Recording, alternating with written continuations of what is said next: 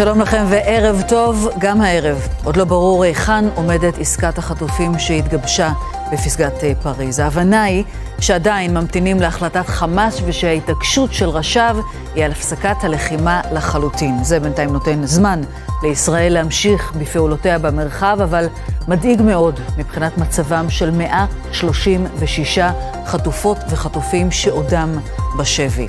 הערב שר הביטחון יואב גלנט בהצהרה לציבור הישראלי אומר שהתמרון הקרקעי הוא מהמורכבים בהיסטוריית המלחמות ושיש בכוונת צה"ל להגיע ולפעול גם ברפיח בדרום הרצועה. הוא אומר שיחיא סינואר כבר אינו מנהל את המערכה אלא הפך למחבל נמלט. אנחנו פותחים איתך פרשננו הצבאי רועי שרון ליד הקריה בתל אביב. הערב רועי, הדברים האלה שאומר שר הביטחון על הכוונה להמשיך דרומה לרפיח, מה אנחנו צריכים להבין מזה? כן, קודם כל לגבי העסקה יש תנאי אחד שמאחוריו מאוחדת כל ההנהגה הישראלית, גם הדרג הצבאי וגם הדרג המדיני, והוא שלישראל תישמר הזכות והיכולת להמשיך בלחימה גם אחרי הפסקת אש. הפסקת אש כמובן שהיא חלק מהתנאים של עסקת חטופים. בישראל מאוחדים בתנאי הזה. על התנאי הזה יכולה לקום וליפול העסקה. שר הביטחון עדיין מתעקש ונאמן למשוואה שהוא מסרטט שרק לחץ צבאי ועוד לחץ צבאי הוא זה שיכול להביא את חמאס לעסקת חטופים בתנאים ריאליים שישראל יכולה לעמוד בהם. ואומר שר הביטחון, כל מה שנשאר עכשיו לחמאס אחרי הלחץ הכבד הצבאי שאנחנו מפעילים עליו זה רק ליצור שסע בחברה הישראלית. זה מה שחמאס מנסה לעשות על רקע עסקת החטופים.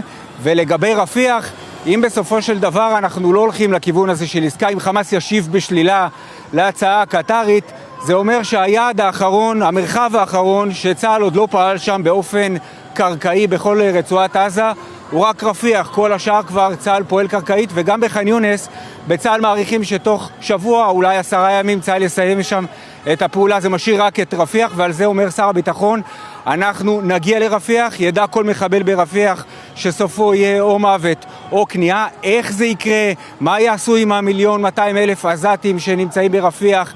איך יפתרו את המתיחות מול המצרים שכרגע מתנגדים לראות תמרון קרקעי באזור רפיח וציר פילדלפי? את זה שר הביטחון כמובן שהוא לא מפרט, אבל ייתכן שכבר בתוך כמה ימים נגיע נקודת הכרעה הזאת, גם של עסקה עם התנאים המאוד מכבידים כמובן של חמאס, וגם השאלה הזאת של תמרון ברפיח, איך הוא ייראה במידה ולא תהיה עסקה בימים הקרובים.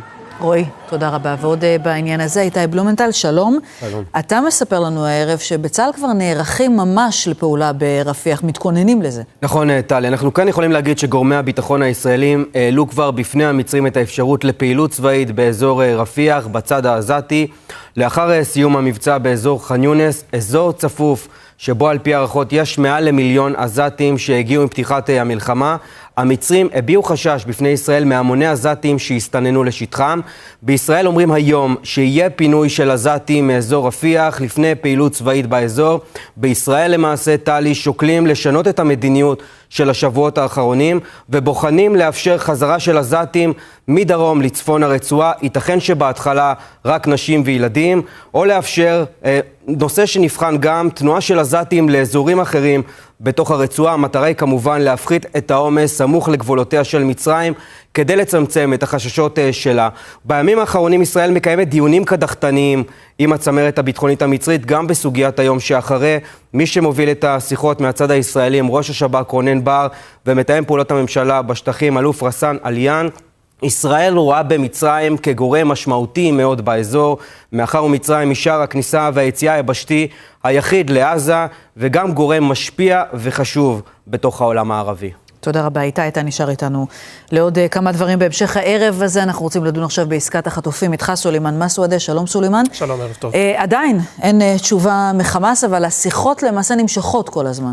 נכון, וזה פרט מעניין מכיוון שאנחנו חשבנו, טלי, שכל עוד שאין תשובה מחמאס, שום דבר ברקע לא מתקיים. אז בכיר ישראלי המעורה במשא ומתן מספר לנו היום שלמרות שאין תשובה עדיין מחמאס, למעשה מתקיימות בימים האחרונים שיחות בין הקטרים והמצרים לבין הבכירים הישראלים כאן. וכשאני אומר את הקטרים והישראלים, אני מתכוון לזה שהם מדברים עם ישראל ביחד. אני רוצה להזכיר לך שפרסמנו שאחת ההחלטות המשמעותיות שהתקבלו בפסגה בפריז, זה שאין יותר שני ערוצים, יש ערוץ אחד מאוחד, קטר ומצרים ביחד, וזה מה שקורה כרגע, ובכל זאת מחכים לתשובה של סנואר. הדרישה של חמאס שהם מעלים באותן שיחות סגורות הן למעשה אותה דרישה שאנחנו שומעים גם בתקשורת, וזה ערבויות להפסקת המלחמה. הדבר הזה הובהר על ידי ישראל כקו אדום, גם בשיחות האלה וגם במהלך הפסגה בפריז, הן על ידי ראש המוסד וגם על ידי ראש השב"כ רונן בר.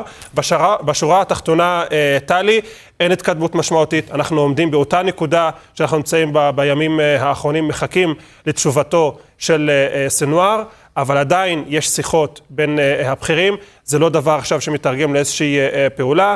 כל עוד שאין תשובה מחמאס, אין התקדמות לעבר. כן, וגם בזה שאין תשובה, אנחנו מנסים ככה להבין מה אפשר להבין מזה. תודה רבה בשלב הזה, סולימן. אני אליך, רועי קייס. בעצם אפשר להבין בקווים כלליים, בתוך כל ההתפתחויות והדברים שנאמרים והמגעים של הימים האחרונים, לאן חמאס לוקח, או מה תהיה תשובתו בסופו של דבר? נכון, תראי, בשורה התחתונה חמאס ממשיך להשעות את התשובה שלו, ממשיך בהתייעצויות הפנימיות, אבל כבר עכשיו אפשר להעריך לאור שלל הדיווחים וההצהרות לאן זה הולך, ושהתשובה של חמאס תכלול לא מעט תיקונים והערות למתווה של העסקה שגובשה בפריז. חמאס ככל הנראה לא יתחיל לחלוטין את המתווה, אבל ממש גם לא ייתן תשובה חיובית. כשסלע המחלוקת המרכזי הוא הדרישה של הארגון להפסיק לחלוטין את המלחמה ולהשיג את כוחות צה"ל מעזה, זה סלע המחלוקת המרכזי. בכיר חמאס אוסמה חמדאן בלבנון ניסה היום להסביר את הפערים ואמר שהמתווה שגובש בפריז כולל קווים כלליים מבלי לפרט ולהעמיק. חמאס מעוניין להציג תוכנית ברורה ומפורטת בסוגיות הקשורות להפסקה מוחלטת של המלחמה, גם בסוגיית השבויים, גם מדברים על סוגיית השיקום ועוד שלל סוגיות שחשובות לחמאס. ולמעשה הפער המרכזי טלי שבישראל מעוניינים בסוגיה של החטופים, חמאס מעוניינים בסוגיות אחרות ומה יקדם למה, ולכן יש פה פער משמעותי. ועוד נקודה שחשוב, שכדאי לשים אליה לב הערב, גם הערב טרם סוכם על מועד לביקור של מנהיג חמאס הנייה בקהיר. זה מלמד אותנו עד כמה אנחנו תקועים גם בערב הזה בסוגיה הזאת. תודה רבה.